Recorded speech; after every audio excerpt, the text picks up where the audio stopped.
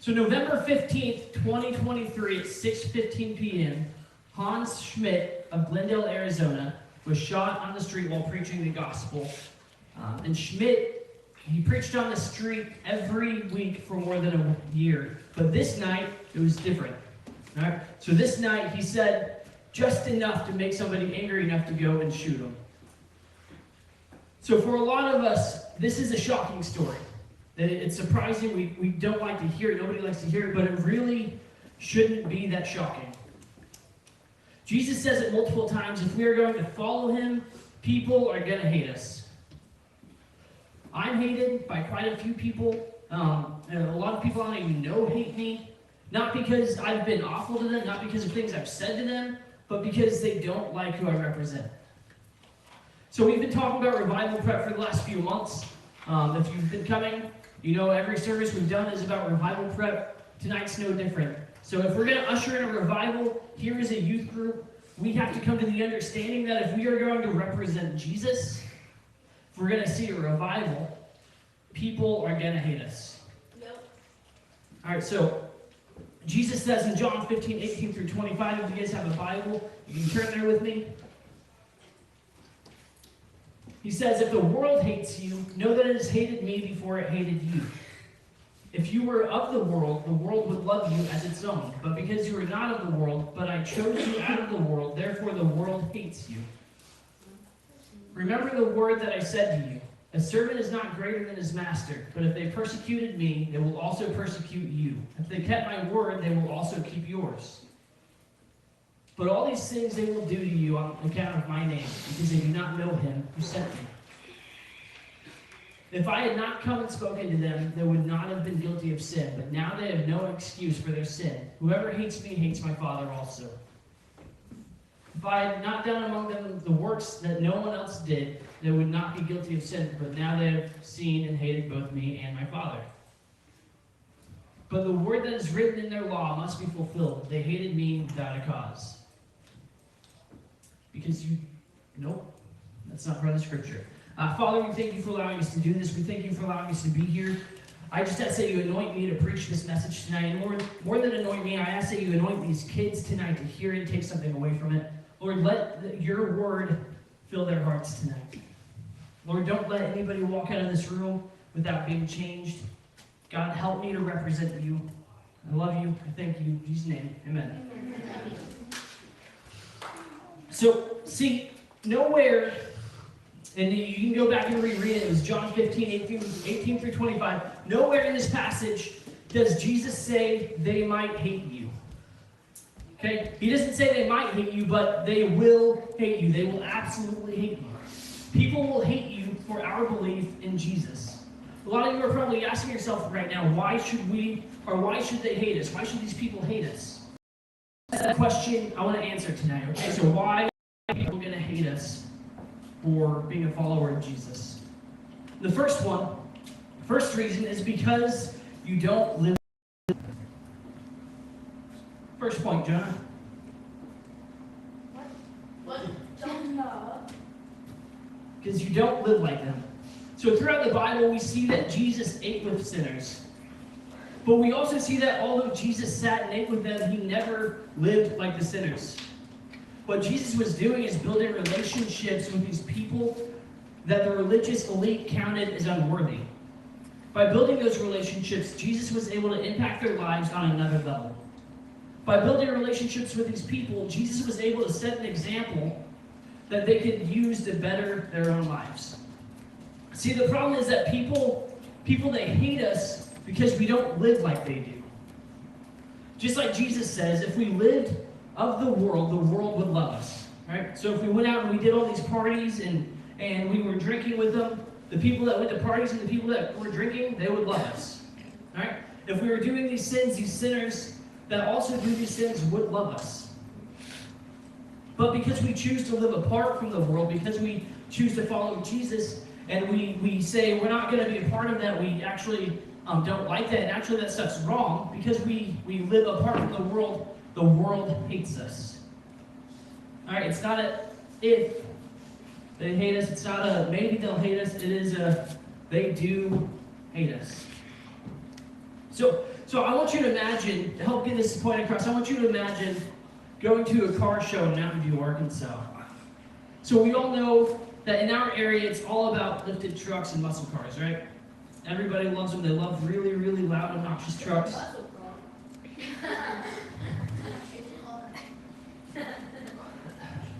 So, imagine you're at this car show, and you're walking around, and you're chatting with all these owners of the lifted trucks. And they're explaining that although they only get like 5 miles per gallon, they drive their truck because 1, it looks cool, and 2, it makes them feel cool, and 3, it probably helps them pick up some really redneck ladies. All right. So you finish chatting with some of the truck owners. They tell you these really bogus reasons why they love their trucks.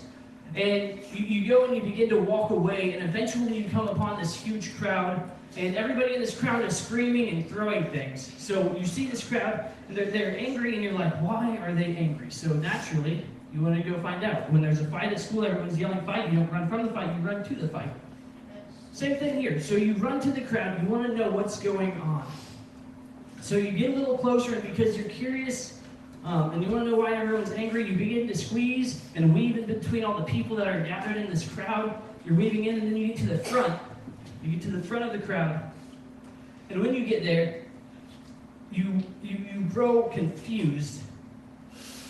Because all you see in the middle of this crowd, all you see up there is a middle-aged man standing next to a little compact car. Why are these people angry over a little car? But as you stand there, you begin to listen, and you hear this man shouting over the crowd, and he's saying, I know that big trucks draw a lot of attention, but all they're going to do is drain your bank account. See, my little car, it might not look very cool, and I might not draw a lot of attention from the ladies, not attention from ladies that I want anyways, but my car, it's comfortable, and I get like 40 miles to a gallon. All right, so you start to realize that this is the reason that all the people are angry. You have this truck show, this muscle car show. There's a guy in a compact car, and they don't like that this man entered this little gas-saving compact car into the car show. So they're angry about it. They also don't like that he is telling them that driving a small car can save them a lot of money, which is absolutely true. So people are angry at him because although he's right about his car being more efficient, he is different than every other person at the event. So as Christians, the world is going to hate us.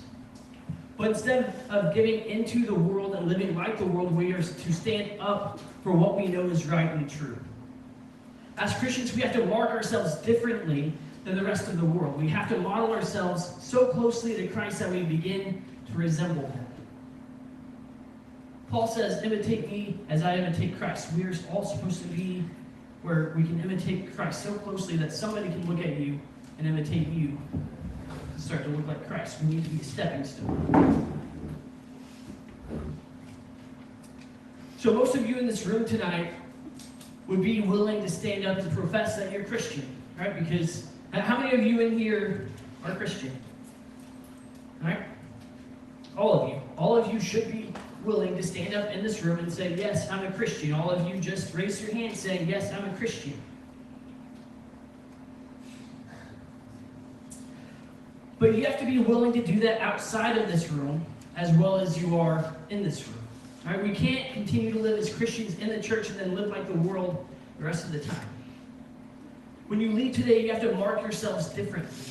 You have to go to school tomorrow and be the one person that when people look at you, they see Jesus. So if the world doesn't hate you, if they don't hate you, it's probably because you don't resemble Christ. If they don't hate you, you probably resemble the world. You probably give in to all their false ideologies. So if we resemble Christ, they will hate us because they hate him. They hate Jesus because, why? Why do they hate Jesus?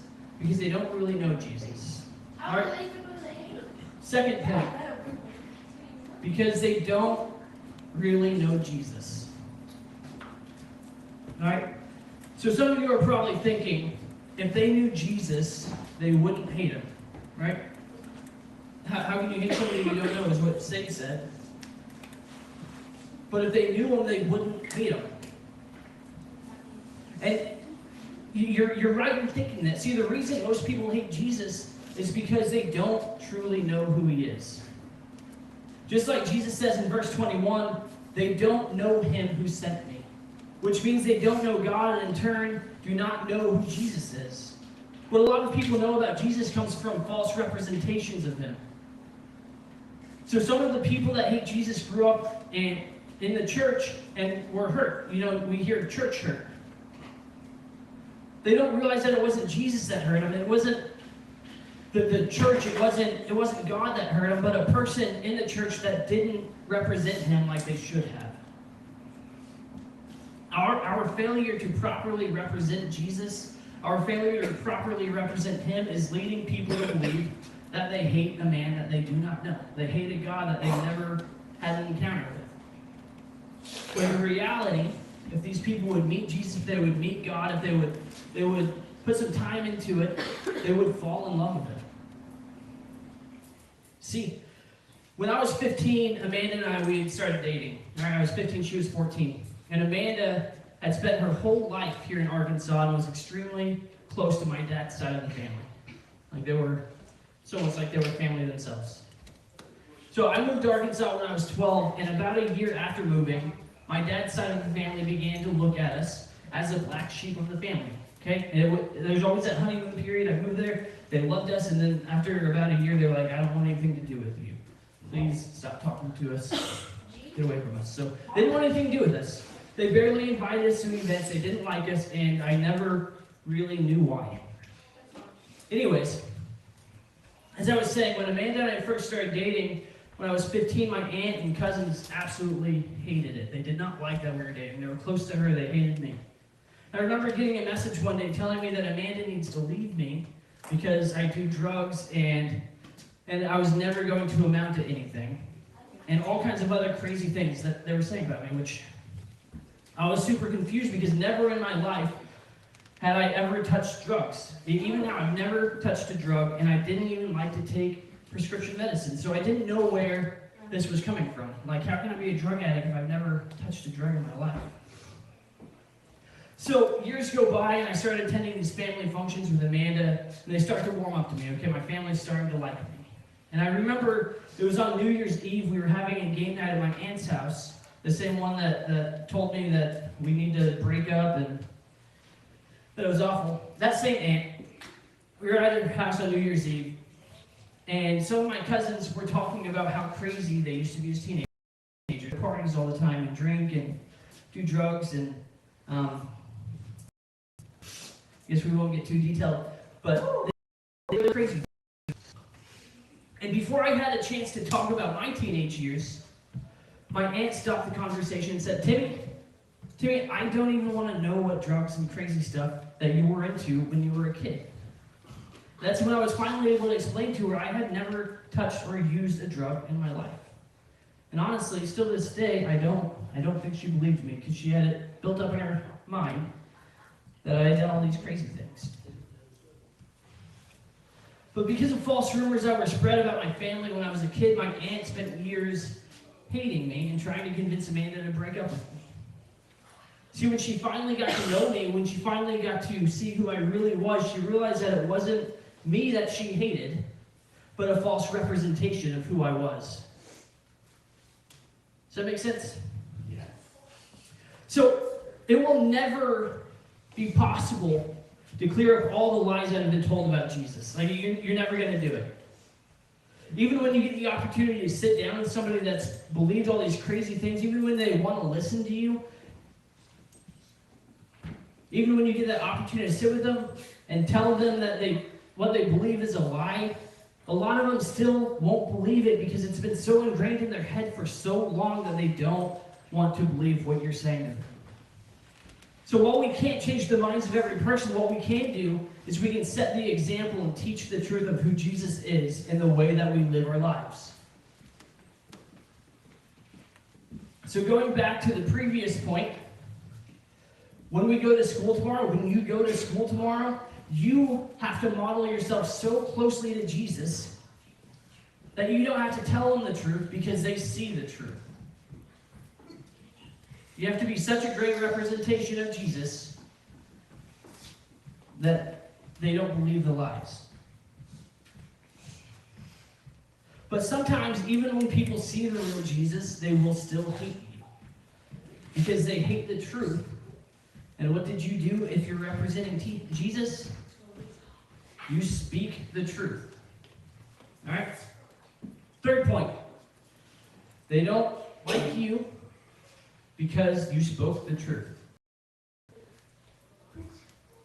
So Jesus says in verse 20 that people hate him because he spoke the truth. See, now they know the truth. The issue is they know the truth, so they're not able to live the same way that they used to. And that angers them. So we've all heard it said, money can buy happiness. Or money can't buy happiness, but it's a start. All right? I've said it. My kids probably said it. They're all about money. Money can't buy happiness, but it is a start. So, how many of you in here are car people? I know we have a couple teenage boys that just really like cars. Yeah? Quite a few people really, really big into cars. All right. So, for the people of you that love cars, even the ones that love cars, what I want you to do is I want you to imagine going to a dealership to buy your dream car. So, picture in your head, what's your dream car? Think about it right now. Just think about it. All right, I don't need to hear you. You can keep it to yourself. All right, but I need you to picture it in your head. So imagine you're going to buy your dream car.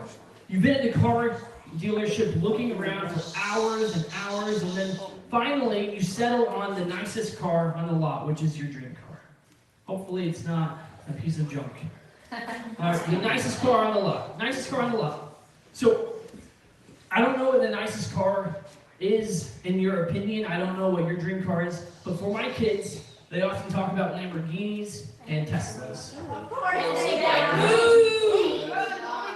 So you're at the lot, you're there for hours and hours, and you pick out a car, all right? You pick out your nicest car, your Lamborghini, your Tesla, whatever it may be, and you go to the salesman, and you say, hey salesman, I'm ready to buy it. So this guy just immediately starts hyping up the car. He's telling you all these great facts, and he's hyping it up until he has you fill out the paper.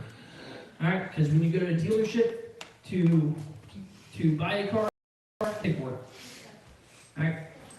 So after the salesman looks at your financing paper, he looks at you and he says, I'm sorry, sir, or ma'am, but I can't sell this car to you because it says here on your paperwork, on your financing paperwork, that you only work at McDonald's and you have negative $2 in your bank account. All right? So the salesman walks you out the door and quickly locks it behind you, okay? Can't buy the car because you're poor. All right? And this isn't a true story, but it could be about me. All right? So you're out of the dealership.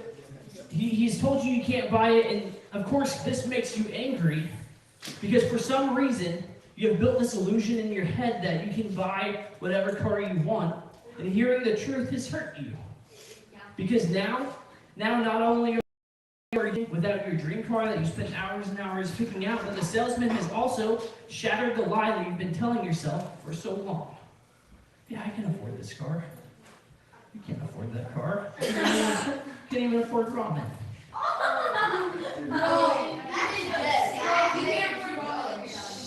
Alright, so see, when people are living of the world, they believe they can do whatever they want and have no consequences. A lot of people honestly believe that all roads lead to heaven. Anybody ever hear that? All religions, all roads lead to heaven. But the fact is it's simply not true. Not all roads lead to heaven. See, as Christians, we cannot continue to let people believe and live in this fantasy world and they can make it to heaven doing whatever they want. Jesus makes it clear. All right, he makes it clear for all of us. Our job as Christians is not to cater to people's fantasies, but to preach to them the truth. Sometimes you got to pop their bubble. And it's tough. But you have to stand up and you have to say, yes. All right, this is where it gets real. Yes, having sex with your boyfriend or girlfriend is a sin. Yeah.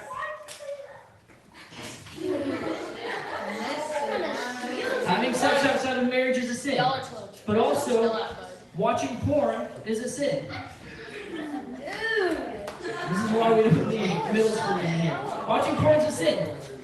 Cheating on a test, for those of you that cheat on tests, guess what? It's a sin. Cheating on a test is a sin. And homosexuality, as much as people want to preach it and throw it in your face that homosexuality is okay, homosexuality is also a sin. So people they build these fantasies, they build these alternate realities to justify their actions. But you, as a Christian, you have to stand in the gap and you have to tell them that they're wrong. And unfortunately, if they're a churchgoer, like Callie, if you were to go to one of your friends here in the church, and you have to go to them and you have to correct them because they're going to parties, it's only going to make them in the church hate you more. Because guess what? Now you're being judgmental, and all you're trying to do is fix it. Church people hurt you more than unchurched people sometimes. So, point is, getting back to the point, we know that people are going to hate us. But even still, we can't water down the gospel. When you go to school tomorrow, all right, when all of you go to school tomorrow, and you hear your church friends talking about partying over the weekend, they're talking about how they're going to go drink and have sex with their boyfriend or girlfriend. How they're going to drink. But they're talking about all these things, they're going to do all these worldly things, and you know that they just got saved last week at church. All right, when they're talking about all these things, you have to stand up and you have to say, listen, you cannot live like the world, and Jesus too. You cannot do it. You have to bear and spread the truth. So if you're living like Christ, if you're telling people the truth, guess what? People are going to hate you. Your church friends living for the world, your worldly friends living for the world, they don't want to be told they're wrong. So we're going to wrap it up. Jesus, he tells us that hate is to be expected. If people don't hate you, there's likely something wrong with you and how you're preaching and presenting the gospel. All right? If they're not hating you, there's something wrong. As Christians, we have to mark ourselves different and live like Christ. We have to show people the truth of who God is and how we live our life. And when we get the opportunity to preach, not just here on a stage, but when you go to your friends and you have the opportunity to speak to them about Jesus, when we have that opportunity, when we get the opportunity to step in and minister to a lost friend, you need to preach and speak the truth. If they don't hate you, either they're looking into Christianity, or there's probably something wrong with your preaching. Stop watering down the gospel to please the world. As your youth pastor tonight, I want to know that you heard me. All right? I want to know that you heard me. So if you could all stand up.